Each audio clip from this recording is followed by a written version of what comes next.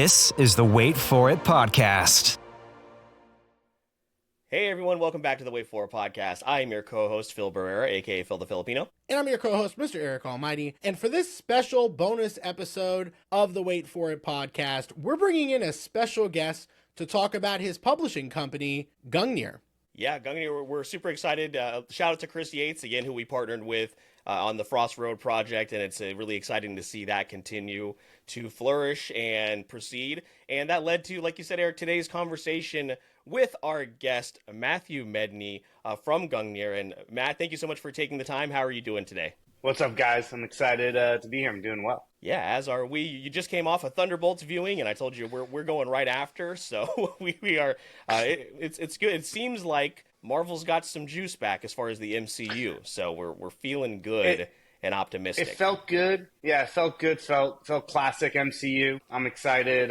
If that's just a warm up for the slate that's coming out this year and next year, it should be a good run. Yeah, so hearing a lot of really good things, so we're excited to get to our viewing here this evening. But yeah, like we said, we're here to talk about Gungnir, a fresh and exciting publishing endeavor, blending the rebellious spirit of punk rock with the mythic power of Odin's legendary spear, creating a bold, innovative narratives with a sci-fi fantasy genre.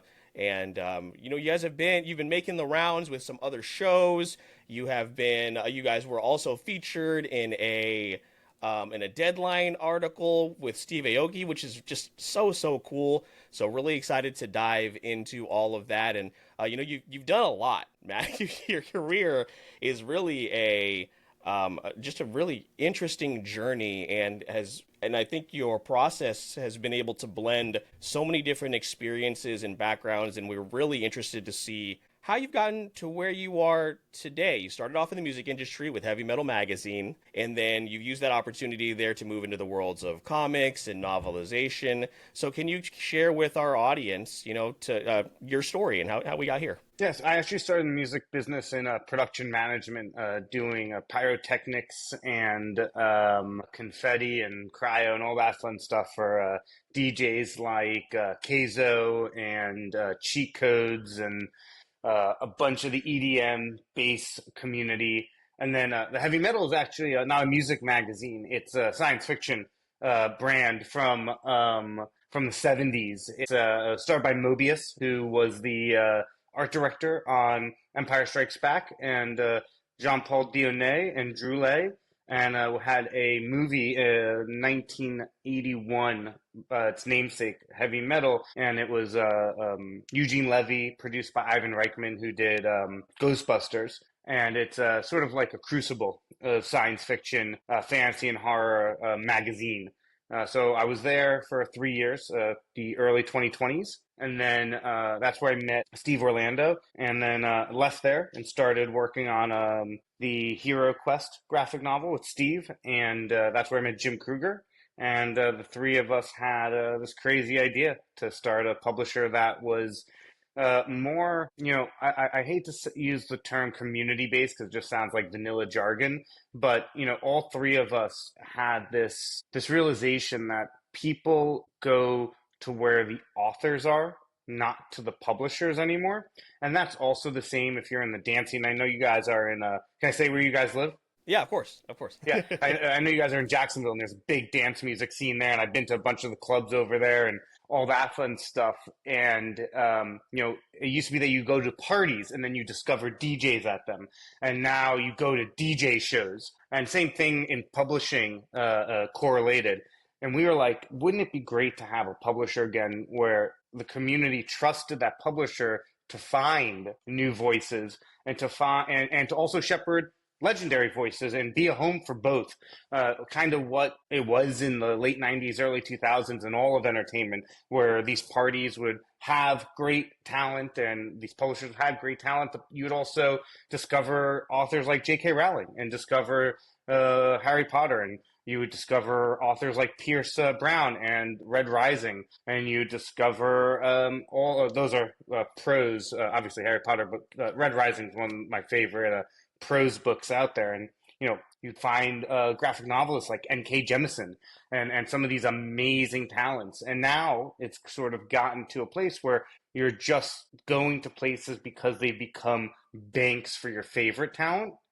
And we wanted to create a place where you could discover new talent again. That makes a lot of sense. And thinking about it now, Eric, and some of our past guests, like we've had an author on, we've had a DJ on, we've had musicians on, and they build up these followings where people are seeking them out. You know, as far as they'll go to a venue to find DJ Awesomeness Prime, you know, or to find the Limit Breakers, you know, or anything like that. So I love that approach a lot. Yeah, 100%. And I think the cool thing about it all is, you know, with Gungnir, it has specifically like this pop culture-y vibe, which is perfect for our show. I mean, it's a publishing company with punk rock, hot pink, and Norse mythology. So like, yeah, I mean, one of our new shirts. Yeah. One of our new shirts that we're about to release, Big Nerd Energy. Nice. Okay. Right, well, we're going to need... Yeah, we're going to need that. Yeah, we're going to need that. And, you know, when we talk about like punk rock stories, when we're talking about that vibrant pink aesthetic, and then, you know, the Tales from the Allfather, what are some of those early influences in pop culture from those genres that have made an impact in your life that are so impactful that you pretty much started a whole brand about it? I mean, I would say probably the most impactful, realistically, is Gerard Way and My Chem. You know, being one of my favorite bands and him transitioning writing Umbrella Academy was very inspirational. And I definitely try to invoke a lot of vibes from My Chem in what we do. And that's the punk rock side for me. And I'm just been a huge fan of Norse mythology. I mean, I kind of look it too in a lot of ways. You know, this beard is very Allfather-esque. And, you know, obviously fan of that line in the MCU, all of the Thor stuff. But really the actual Norse lore is just fantastic. And, you know, being on the road, working in music, punk rock vibes, just, it always just felt like the right place for me. And books, you know, books used to be dangerous in a lot of ways. Not just in the content, but from a graphic novel standpoint, in the art style. And that's another thing that I think we are really aiming for is, if nothing else, every Gungnir graphic novel will look obscenely different from the next. And that is really important to us. There's no quote-unquote house style. Every book deserves its own artistic, inspired look to it. And that's how you know it's a Gungnir book, is you're going to see the most unique, daring, ridiculous art. And that's our style. Yeah, and that actually perfectly leads right into our next question, because when we're looking at these covers, when you see Mutant Cats, Chupacabra, Aeon, they all are so unique, and they're just really gorgeous work here on the covers. Excuse me, and it's clear that the goals, like you mentioned, was for them to look and feel unique, and for the book itself to also be somewhat of a collector's item. So if you could expand upon that, like what went into the thought process behind the presentation? Was a little bit of that to make sure, you know, each one stood out and people were proud to have, you know, all of them? There's a lot of that. I'd say, you know, I'm first and foremost a Tolkienite. And, you know, if you're gonna destroy one of Treebeard's cousins, you might as well make it beautiful, you know? Like, I really believe that. And I think it is that memory, right? Most people read the book for like a quarter of a tenth of a percentage of the time they own the book, right? So are you gonna make something that is rememberable for the shelf, or are you going to make something that they read and then put in the closet? And, you know, working in the music business, you buy tickets to shows because of the way you remember they made you feel. And we wanted to try to bring that over into publishing, make an art piece for the wall. So when you're done reading and you look at the spine or you see the book, it reminds you of that feeling you had when you went on the journey with those characters. And that's always in the presentation. And that was what the driving force was for us. Yeah, and that's very manga coded too, Eric, right? Like I love that, because I have a lot of manga, and I'll just buy, even for the anime that I watch where I'm not reading the manga, I'll buy the first issue, because I like to display it. I'm a bit, Eric knows, we're both kind of this way. We're big physical media guys. When I love steelbooks, like steelbook films are a big thing for collecting that I am. And you made me just think that's so true, because I've had this copy of Jurassic Park way longer than it took me to read that book. But I still look back on it and, and just remember the first time I read through it. And I have it displayed somewhere back there. So yeah, that makes a whole lot of sense. Yeah, and the cool thing about this is that, like, just seeing the books and hearing about some of the presentations when people get to finally open it, like, that's an experience in itself. But you've talked before about how you're creating stories for the next generation of dreamers and thinkers. And it's not just fun and adventures, that's part of it, but you're trying to start a conversation to leave the reader with a question they want to debate with a friend on, like, a Friday night, right? So, like, Yeah. you're trying to make these emotional experiences part of that collection. What was the primary inspiration for that approach to the storytelling you're trying to accomplish? Totally, it's a great question. I've always looked at literature of all forms to be a place that's the tinder for the fire that burns within everyone. And, a lot of times people go to TV or film or experiences because they pose a question. And literature used to be the only place to do that. And it's sort of moved away from that. And that's not a bad thing. Sometimes, it's great just to read a smut book. It's great just to, like, go on a fantasy adventure because you just want that mindless escape. But for me, I grew up with literature reading Holes and reading The Giver and reading Sandman and Saga, and these adventures that were wrapped in larger esoteric questions that always left me wanting to debate the way that I took the meaning with a friend or an enemy, right? Or a family member, which might even be worse. And that was just sort of the impetus for us, is that we wanted, because we're not going to do a house style of art, we wanted our sort of house style to be that you're always going to be left with a question. These books are going to be fun. You're going to go on adventures. They're going to have amazing characters that you want to root for, that you want to hate. And at the end of it, that's going to be fulfilling, and you're going to have a question, and it's not going to be a preachy question. It's very much in the vein of Inception.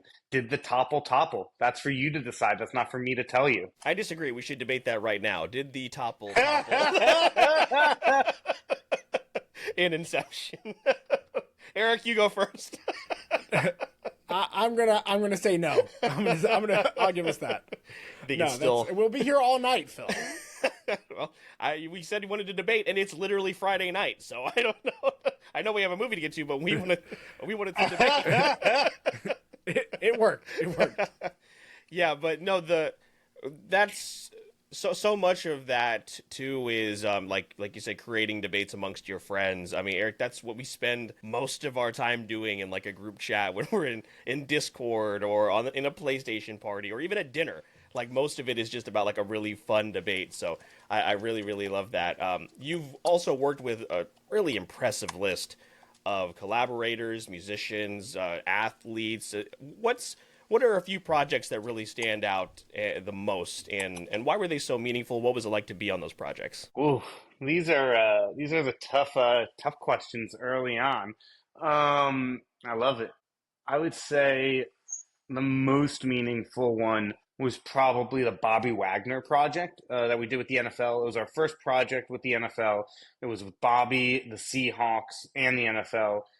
We were promoting his foundation for stroke research and awareness, and we created a comic book called FAST, which is the acronym for facial drooping. I'm forgetting what the A is, but basically it's an acronym for how to detect a stroke. And his mother passed away. Speech time.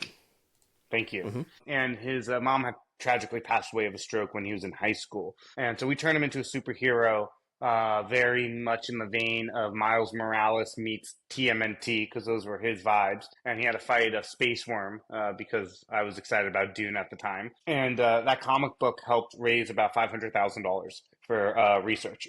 And it was really cool to see a comic book not only make it to the 50-yard line on Monday Night Football during an interview and it being held up there and bringing the first real original comic book to the NFL, but having that comic book have impact in real world scenarios was really meaningful. And Bobby's just the fucking best. Can I curse? I should No, have asked. absolutely. No, you're yes, fine. of course.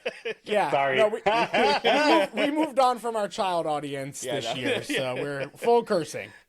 That's great. Bobby Wagner is. We were talking about we were talking football right before we started because we're Jaguar fans. Bobby Wagner is like, he's a guy that every single team would want. You want on your roster, and someone. So that's I'm glad you brought that. You chose that one. Yeah, Bobby's great. So, and obviously there's a lot of stress that comes in this industry. You're dealing with situations like that one. Like, there's just so much in life that can be really heavy. So I'm really curious to kind of lighten it up before our next question. What does a day off look like for you? Like, what is that wind down time? If it's not a day off, it's an hour to yourself. Like, what are you doing to kind of lighten the mood a little bit in your life? Reading fantasy novels or doing an egregious fitness activity. Yeah, the two opposite ends of the coin there. Do you or listening to an audiobook of a fantasy novel while doing egregious fitness activity? I have combined them. That is interesting, right? Because like when me and Phil are doing podcasting and stuff, all we're talking about all the time is like pop culture stuff. So it's weird that our our interest to wind down and to lighten the mood for ourselves is to go consume that content. Do you ever find it like not working that way for you? Like, oh man, I'm running a publishing company. I'm dealing with these stories, this creative mindset. And here I am diving into a book where for us, we just did a podcast about a movie, maybe a movie we didn't like. And here I am right after the episode watching another movie. Like, do you ever have that like issue, or is it just always been such a passion? No, 1,000%. You know, the age old saying, when you turn your passions into work, you never work a day, is very true. But the thing that people don't talk about is that when you turn your passions into work, then your passions no longer become your passions, they become work. And I struggled for years where I didn't read and didn't do anything, and it stressed me out more. You know, I make the concerted effort to read, to listen to audiobooks, to do the things that got me compelled to want to start a company and to work in this space. Because if you don't continue that sort of way of thinking, then eventually you're just going to resent that you're doing it. And that is that's never a place you want to be, especially with something that you love and why you do these crazy things in the first place. There's a lot easier ways to make a lot more money. Yeah, I think that's why we found it so important to, because like I told you, we cover video games, but we like to eventually turn those experiences into an episode we can talk to our audience about. But we do also have to identify some of these experiences are just going to be for us. Like, we'll talk about it with our friend group and we'll talk about it with other people, but sometimes we just have to separate that and or watch a show for ourselves, read a manga, watch an anime. That we'll just keep for ourselves, and I think that's super important. Jim Kruger told me about a year ago when we started working together, one of his rules of life, and I try to live by this rule myself now, and it is write something, read something, watch something every day. Yeah, that's really good advice. And checking out some of the interviews that you did, I know sometimes you've had Jim and then Steve Orlando on as well. The best. Yeah, three-headed monster here for Gungnir, and I'm curious, between the three of you guys putting your brains together and making this whole thing, the whole cog in the machine, go, how do you balance reaching new readers and trying to build that community while also trying to create like a prestige with a growing brand, trying to make your mark, your legacy? Yeah, it's another great question. It's really difficult because there's always a lot of easy ways to try to go get some quick fans, quick money, quick audience. We've been pretty hell-bent at just staying the course. And, the term, if you build it, they will come, from one of my favorite movies, Field of Dreams, is a misnomer because especially there's so much noise out today. But there is a sliver of truth in the statement. If you build it, and market it and keep that community pure to what your intention was, they will come. And that is our thought process. So it's a lot slower of a build, but I'm also a big, big believer that there's about 600,000 people that go to San Diego Comic-Con every year. And there's, maybe 20,000 Wednesday comic book shoppers, maybe. And it's about 30 times the amount of people that actually go to comic book shops love this shit. And I think that there's a huge community that is just looking to be marketed to in a way that's not just about the comic, but is about the story and is about the community that they're trying to build for it.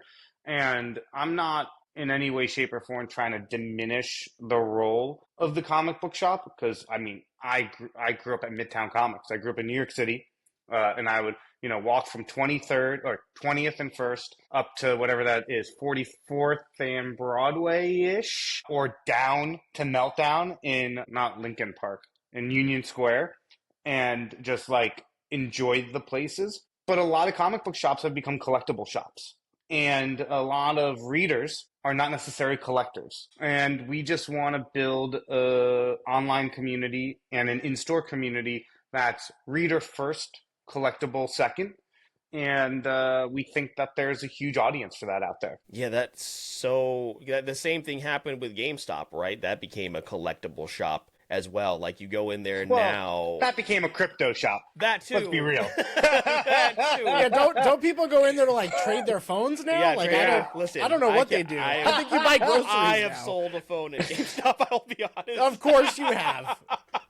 But I'm also a 6-year GameStop veteran employee, so I was there far too long. We'll be honest with everybody, but yeah, going into GameStop and just seeing walls of Funko and walls of Pokemon and well, not cards because you can't find cards, but like Pokemon collectibles. Yeah, that is the same thing is happening over there as well. Before I get to the next actual question we had written down, because you mentioned Field of Dreams, what's the best baseball movie? I think it's Field of Dreams, yeah. Right? Like, let's be real. That is, do you want to see how MLB ranked them? Ooh, how did MLB rank them? This is from 2023. Number 1 is Bull Durham. Okay, mm-hmm. I can get behind that. Yeah. What's number 2? A League of Their Own? No. Yep. Number 3, The Pride of the Yankees, which I haven't heard of, 1942. Get the fuck out of here.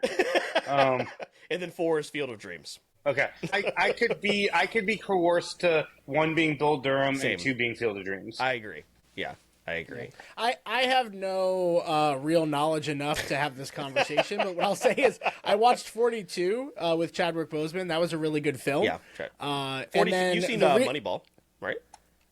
I've seen Moneyball's great too. I've seen a lot of Moneyball on TikTok, if that's what you're asking. So you haven't seen Moneyball. So no. Maybe a late to the party episode. Who knows? Major League. Really love Major League. But the actual answer is The Rookie, Phil. Yeah, I love The Rookie unapologetically. I also lived in the Dallas area when they were filming The Rookie, because they filmed it like an actual Texas Rangers baseball game. Like after the game happened. So The Rookie. Which one's The Rookie? That's the one with Dennis Quaid, where he's like he's like dad in his 40s. Comes out in his 40s. Oh, it's the more serious Angels in the Outfield. Yeah, well, I was actually just about to bring up Angels in the Outfield because I love that film. Also, it's classic 90s filmmaking. Didn't realize until very recently that Matthew McConaughey is in that thing. And because he's in so much. He's in so much in that like late 80s, early 90s stuff that you don't even realize.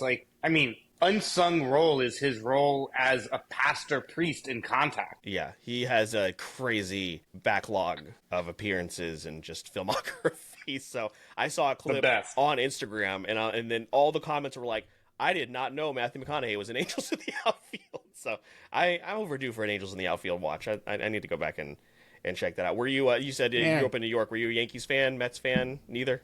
Oh, I'm a big Yankees fan. Okay, gotcha. No, here's the thing. If you grow up in New York, you have the option to be the fan of one of the most prestigious sports organizations ever to exist in any sport, bar none, or the Mets. Yeah, I can speak from experience. So I was born in Long Island, And before I moved here to Jacksonville, for the second half of my life so far, I had those same choices. And luckily, I chose the Yankees off rip. I almost made a mistake. There was a 2-year period where I was a Jets fan. And I was like, I think it's time to switch. And then, It was a Jets couple to Super Jaguar. Bowls later. Oh, well, yeah, because you were a Giants fan first. That's right. Yeah. So I was going to say it's Jets to Jaguars though, really, but there was that period when I first met you that you were a Giants fan. So that did. Yeah, I was a Giants fan then too. I was a big Jeremy Shockey fan. Oh, Jeremy Shockey was so fucking good. That was like the first, so much fun. One of your first jerseys. So wasn't much it? fun to watch. Yeah. The Giants have like the craziest, greatest players of all time that are like nobody talks about them. Nobody talks about Jeremy Shockey, Amani Toomer.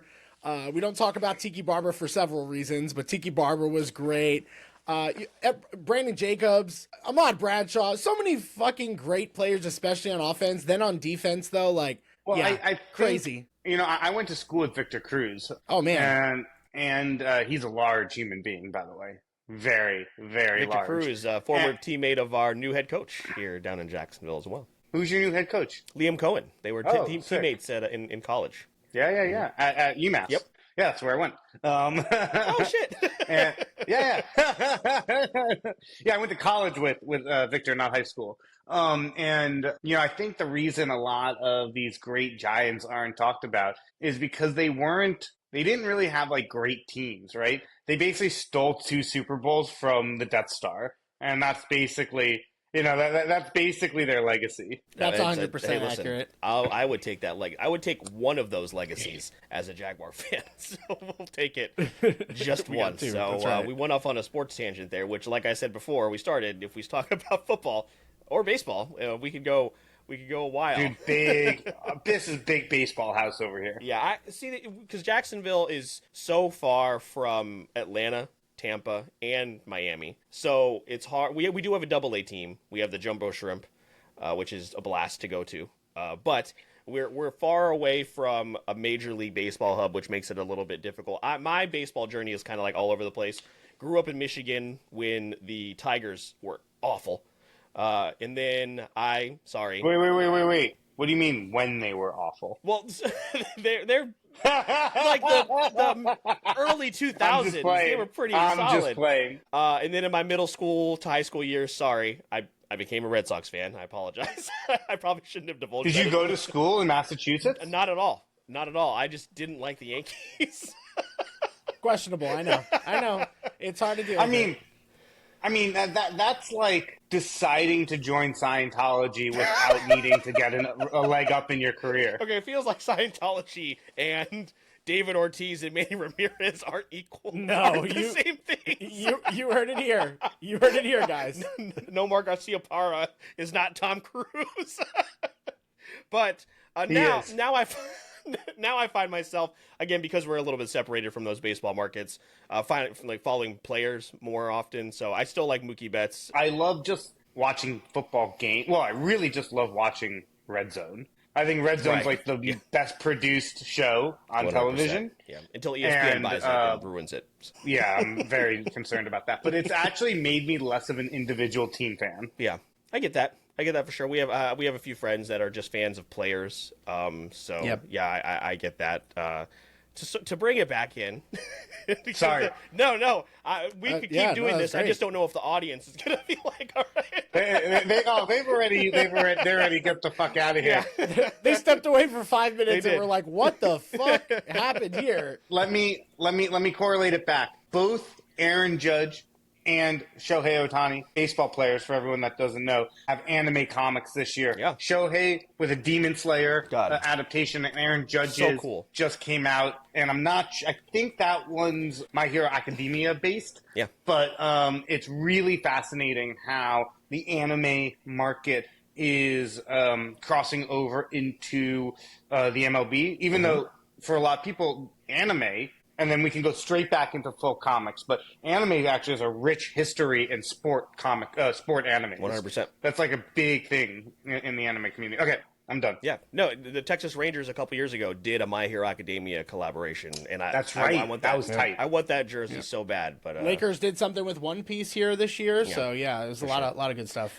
But Well, we are still going to talk about kind of pop culture in general for our next question, because we just want to know, what are some of your favorite either movies, shows, books, video games in the last 5 years? So dating back to the 2020s, how did you occupy your time while we were all home? What were you up to? What were you diving into? Well, I have a ritual of watching the trilogy, Lord of the Rings, the only trilogy that matters, once a year, extended editions in one day.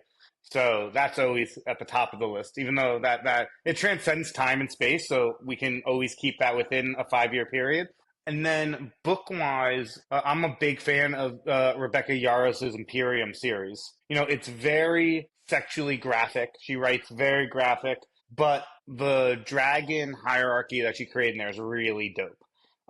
And I'm going to be reading the newest edition, Onyx Storm, next week. There's a company called Graphic Audio that puts out effectively movies for your ears, full cast, sound design, music, the whole nine yards. I'm obsessed with their work.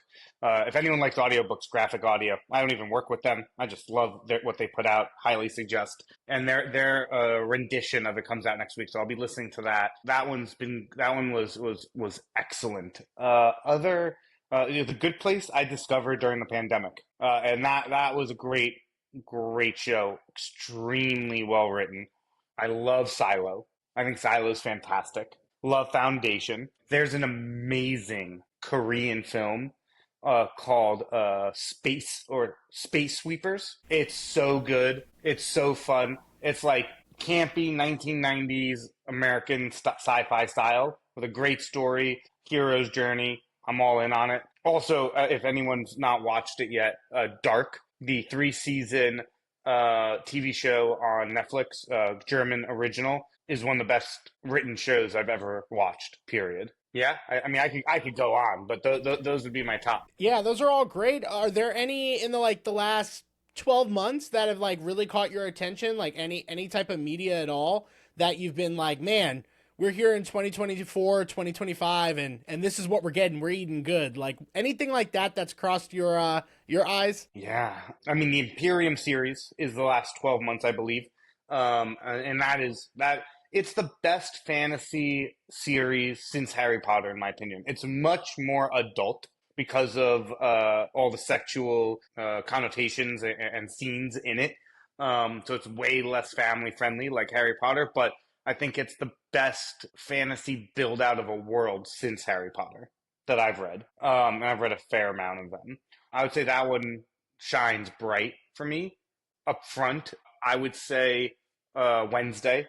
Classic Tim Burton was fantastic. Really, really, really great. It's the only show that I've ever run back immediately once I finished the last episode. Yeah, Jenna Ortega was great in that as well. Amazing. So good. We watched that. Me and my family watched that just on a whim and watched the whole thing and was like, man, that was way better than I thought it could be. Yeah, same here. I agree completely. Yeah, I need to jump back into Silo for sure. I love Apple TV. It's a sci-fi revolution, right? Yeah, there are 7 or 8 shows on Apple TV that I will go to bat for, for anybody as far as putting them up against anything else that's out right now. I love Apple TV. I did a series for a long time here in the podcast called Netflix and Phil, and I would recommend shows that you could find on streaming sites. And nice. The joke was I really need to change the name because I pretty much only recommended Apple TV shows. I have a Ted Lasso tattoo. So I really, really dove into to that over there. But yeah, Eric, I think Silo is one you would like for sure. Obviously, you've done the Severance deep dive, but I think Silo is Have one either you guys done Foundation or Invasion? No. Foundation has definitely been on my list, but no, What's wrong? Yeah, well, Hey, we should end this now, and you should go watch. No, I'm kidding. But we can watch it together. We'll put it on. Let's do it. I love Foundation. Season 1. Jared Harris one's and Lee Pace. Yeah, no, this looks good. I mean, do you know the book? It's classic. So Foundation, for whoever doesn't know, Isaac Asimov, 1930s, 40s, is effectively. I mean, there's a couple of books that come before it, but that is effectively where science fiction was invented. every single story, Star Wars and so on, that have come after it basically pull from Foundation's inspired writing. That is the original crucible of science fiction. There's a book by Perry Crow in 1897 called Across the Zodiac that has the first mention of the word astronaut in it.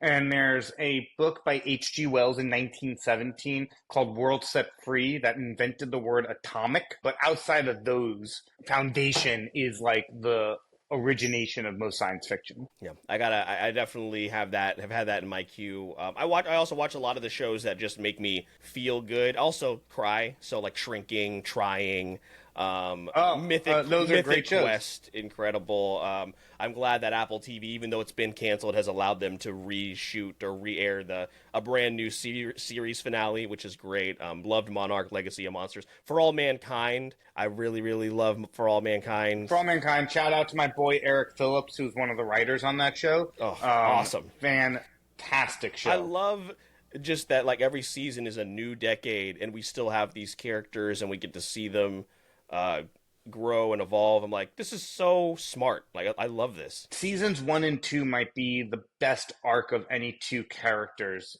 ever in a show, bar none. I agree. So good. I mean, minus Ron Moore's other work in Battlestar Galactica, which is the greatest show ever made.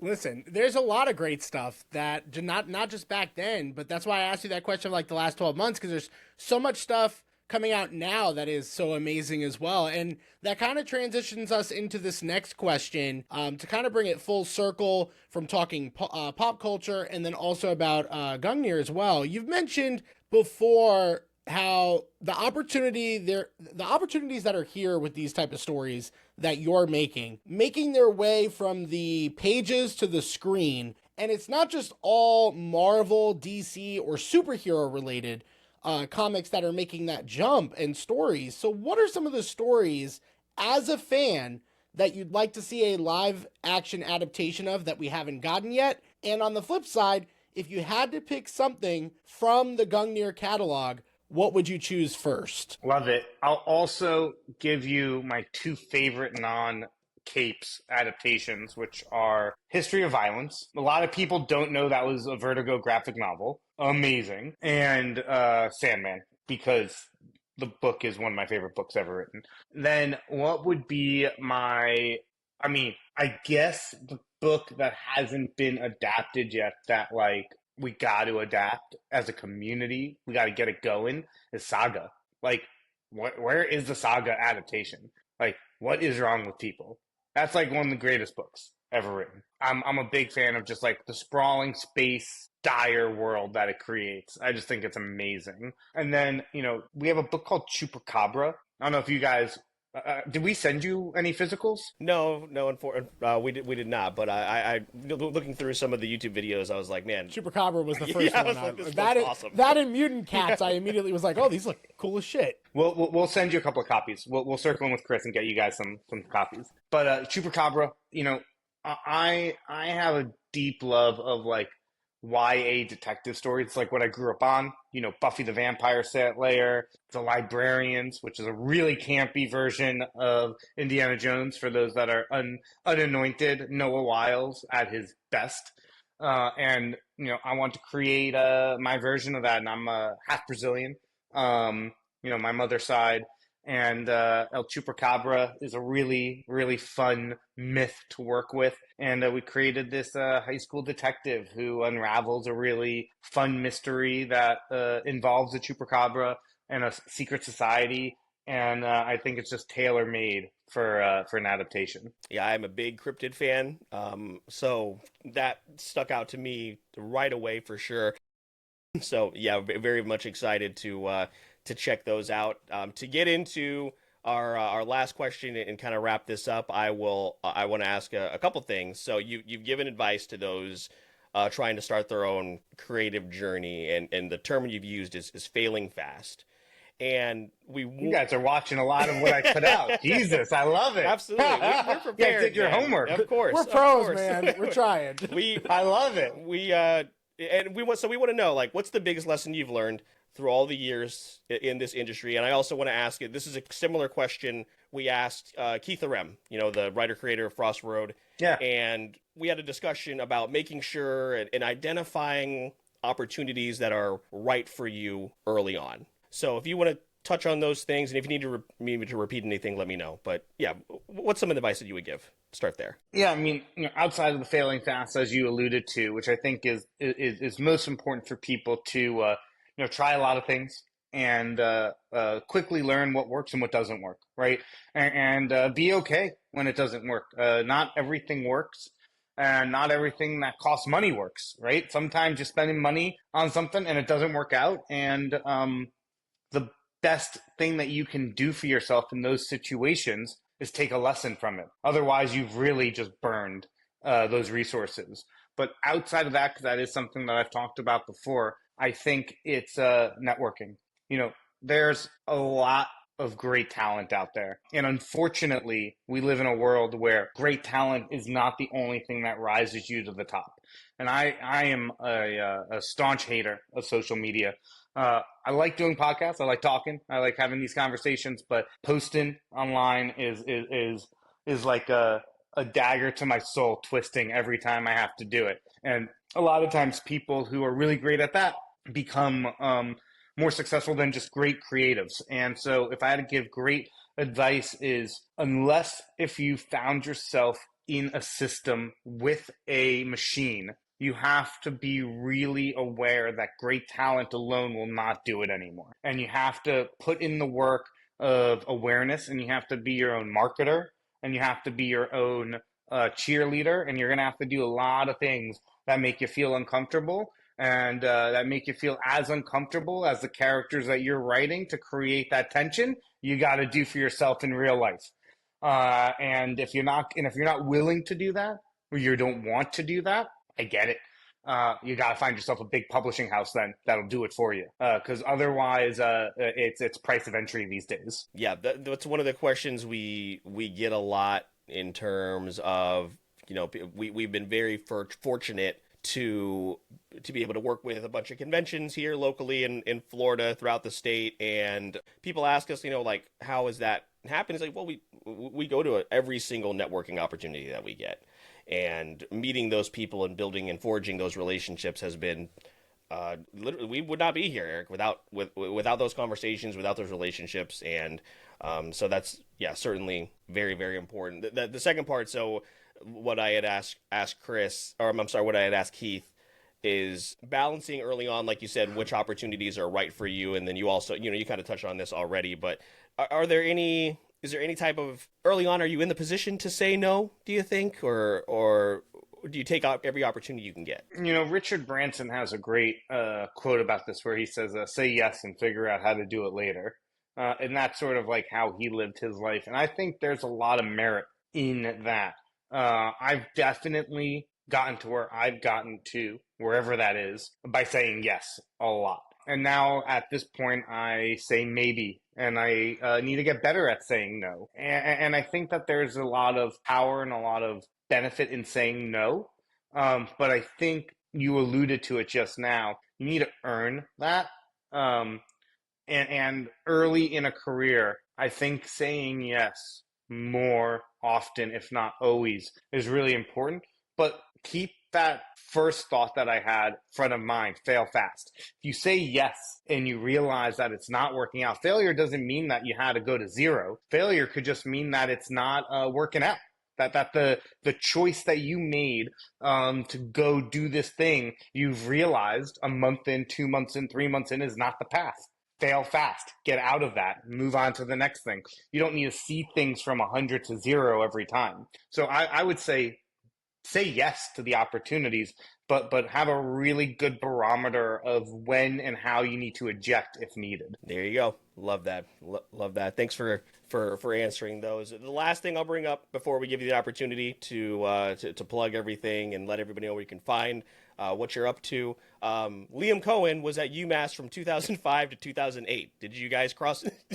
Were you there at that time? We were definitely there at the same time. All right. There you go. I need to Google a quick photo of this guy, Liam. Yeah, he was a quarterback. Cohen. I think he was the starter for maybe 3 seasons, '06 to '08. Yeah.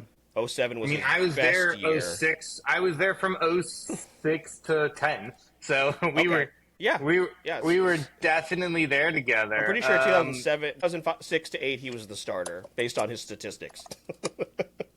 Well, there we go. Duval. Yeah, because I remember seeing a video of Victor Cruz FaceTimed him when he got the job. So the day he did his press conference, he called him, which was really cool. He was definitely the starting quarterback when I was there. That's hilarious. There you go. Yeah, I don't remember ever crossing paths with him, but that is the more you know. There you go. Matt, the real question is, did you know you were going to be talking this much about Field of Dreams and UMass?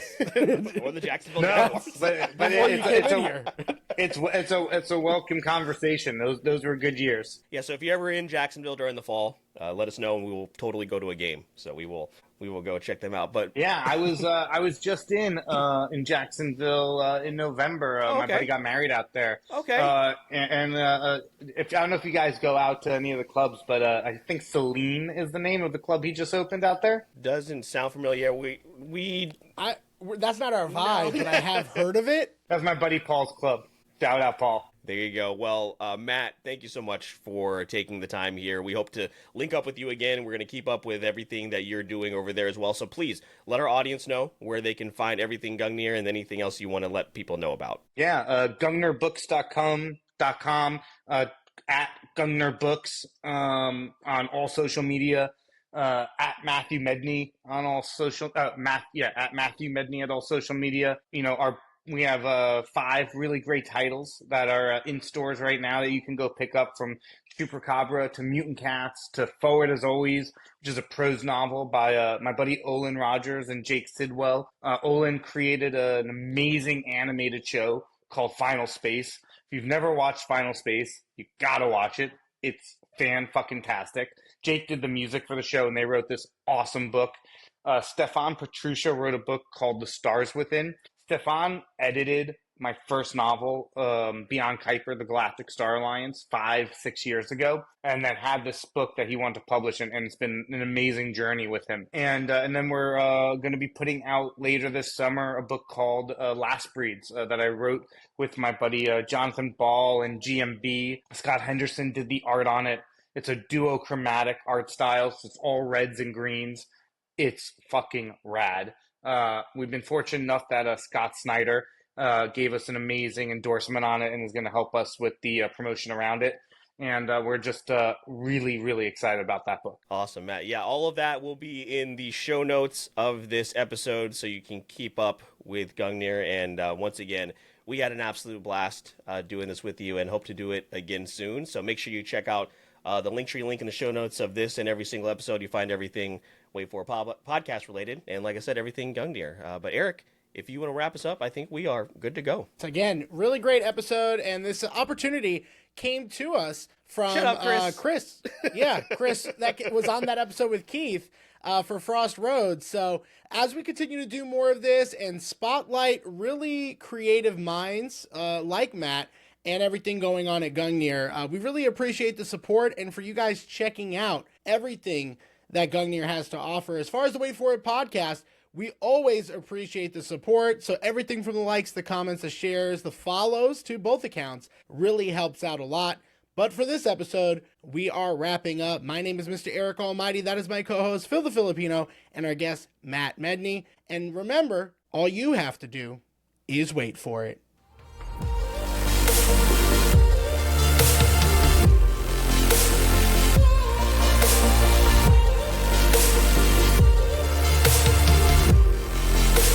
This is the Wait For It podcast.